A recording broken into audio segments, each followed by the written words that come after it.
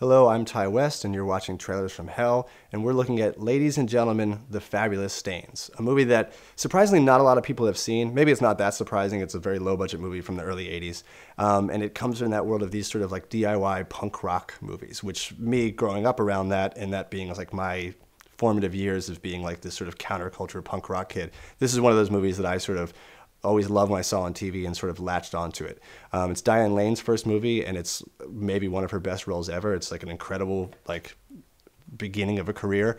It's Laura Dern's first movie, or at least very early, because she's very young in it.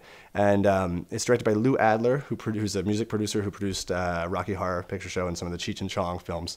And what's really great about this movie is that it has this sort of low-budget 80s punk rock DIY vibe, but it actually really astutely deals with this kind of damn the man counterculture mentality versus commercialism, and then how you can be co-opted into becoming commercial. And in a way, it does that better than a lot of movies I've ever seen before. And that's for a small movie, that's pretty great. And a lot of people haven't seen this movie, and I think it's something to really take away from it. It also has one of the best lines of dialogue I've ever heard in a movie, which is, "I'm perfect, but nobody in this shithole gets me because I don't put out."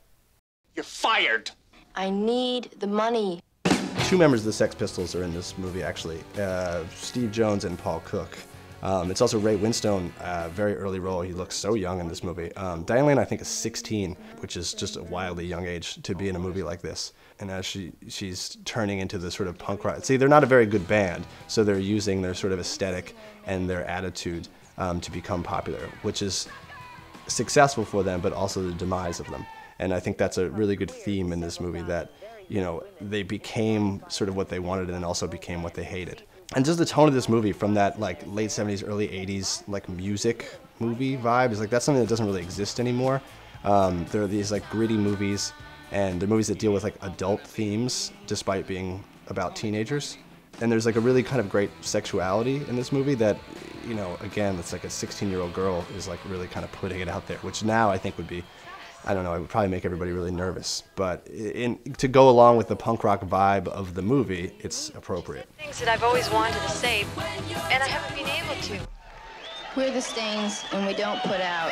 It's also a movie, having grown up around Pennsylvania, that it makes Pittsburgh look pretty grim, and oftentimes in the winter Pittsburgh can be pretty grim. But you know, if you like the sort of Rocky Horror type movies, or if you like Rock and Roll High School type movies, it's one of those, and it's rare. This is actually a scene shot at the end of the movie a year later, so they all look much older, which is another cool thing. You don't see that in movies very often anymore, where there's been such a, I don't know if you really ever see that, why would you, but there's a big gap in production where they've actually grown up, and so the sellout versions of them look totally different, which is like a really unique and satisfying way to do it. But if you like these kind of small budget, like rock and roll pictures, this is a great one from the 80s that few people have seen. Paramount Pictures presents a Lou Adler movie, Ladies and Gentlemen, The Fabulous Stains, starring Diane Lane.